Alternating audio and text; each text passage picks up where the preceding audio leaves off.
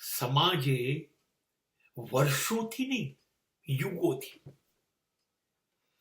સ્ત્રીઓને સ્ત્રી ગણી નથી, જાનવર ગણી છે. એની જોડે પશુ જેવો વ્યવહાર કર્યો છે. સામાજિક માન્યતા એવી હતી કે દીકરી જન્મે એટલે બાપ અને મા ઉપર એટલો બધો ભાર વધી જાય. એટલે દીકરી એ તો સાપનો ભારો, સાપની કહે તો કેવી ઉછળકૂદ કરીએ, અને સાપ બધા બહુ જ બાંધેલા હોય તો એને સાપને ભારો કહેવાય. એક દીકરી અનેક સાપ જેટલી મા બાપ ઉપર ભારે, આવી માન્યતા. એટલે દીકરી તો જોઈએ જ નહીં. દીકરી જેવી જન્મે, માની લો, કેમ કે એ વખતે તો સોનોગ્રાફી કે એવું કઈ હતું નહીં, ખબર જ કેવી રીતે પડે કે દીકરી છે કે દીકરો. પણ જન્મે દીકરી તો ગામમાં અફસોસ થઈ જાય. જન્મ આપનાર મા બાપ કાં તો માને મારે, કાં તો માને કાઢી મૂકે કે તે દીકરીને જન્મ આપ્યો જ કેમ, તો કેટલી હલકટ સ્ત્રી છું, તે દીકરીને જન્મ આપ્યો. અને તરત જ ગામના લોકો એક મોટું તપેલું ભેગું કરે અને એની અંદર દૂધથી છલોછલ ભરીને આવી નાનકડી દીકરીને ડૂબાડી રાખે, આમ ડૂબાડી દે અંદર. અને જ્યાં સુધી એનો શ્વાસ બંધ ના થાય ને મરી ના જાય ત્યાં સુધી દીકરીને દૂધના તપેલામાંથી બહાર ના કાઢે.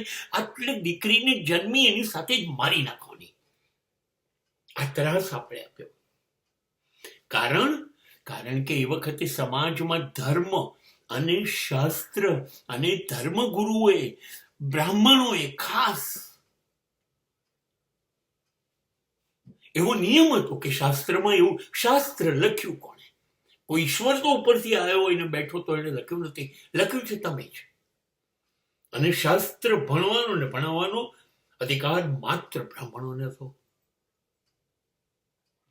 એમણે એવું લખ્યું કે જો તમારે પુત્ર ન હોય, દીકરો ન હોય, તો તમે મૃત્યુ પછી અવગતિ થશે, તમને નર્ક મળશે, તમારે હવેની જિંદગી નર્કમાં જીવવી પડશે, આવું શાસ્ત્રમાં લખ્યું છે. એટલે ગામ એ વખતે શિક્ષણ તો હતું જ નહીં, તો ગ્રામ્યના સામાન્ય ભલા ભોળા માણસો દીકરીને તો મારી જ નાખે, દીકરો જોઈએ, કેમ કે મારે નરકમાં નથી જવું. અને પછી એ દીકરા મોટા થાય અને મા બાપને મારે, ગાળો દે, અને મા બાપની જીવતે જીવ જિંદગી નરક કરી કાઢે તો વાંધો નહીં, પણ દીકરો જોઈએ. આ ધર્મ હતો, દીકરી ના જોઈએ. હવે થાય, સમાજ સુધરતો ગયો. મેં મારી હાજરીમાં જોયું છે કે દીકરી થઈ તો હવે દૂધ પીતી ને એવું નહોતું થતું, મારી નહોતા નાખતા મા બાપ. પણ દીકરો ના થાય ત્યાં સુધી દીકરીઓ થાય તો વાંધો નહીં. મારા મિત્રને પહેલી 7 દીકરીઓ થઈ અને એક થી પરી ઉતારી હોય એવી 7 દીકરીઓ, દીકરો ના થયો.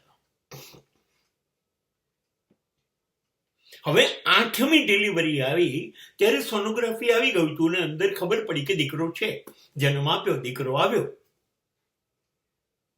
પણ એક દીકરો લેવા માટે 7 દીકરીઓને એક સામાન્ય માણસ જિંદગી કેટલી ખરાબ આપશે, એને કેવી રીતે ભણાવશે, એની કારકિર્દી, એની જિંદગીનું શું?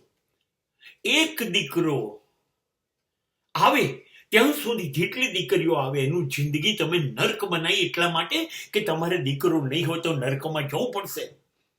એટલે તમારે નથી જવું, માટે તમે 7 દીકરીઓની જિંદગી નર્ક બનાવી. અને થાય છે શું? તમારા નસીબ જુઓ, તમારા કર્મની સજા જુઓ. કુદરત તમને સાંભળે છે, જુએ છે.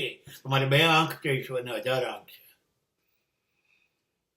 અને થાય છે કે 8મો કે 5મો કે 6ઠો દીકરો તમારો પાગલ નીકળે છે, ગાંડો નીકળે છે, અપંગ નીકળે છે. અને હવે 12-14 વર્ષ થઈ ગયા પછી હવે નહીં થાય દીકરો. હવે તમારે દીકરો નહીં થાય, તમારી દીકરીઓની જિંદગી તો જિંદગી બરબાદ થઈ છે. પણ હવે ગાંડા દીકરાનું શું કરશો, અપંગ દીકરાનું શું કરશો? અને ત્યારે એ મા બાપની જિંદગી ગળપણમાં પાર આ 7 દીકરીઓ જ પાડે છે. તમે જે દીકરીઓની જિંદગી નર્ક બનાવી દીધી ને, એ દીકરીઓએ તમારું જીવન સ્વર્ગ બનાવી દીધું.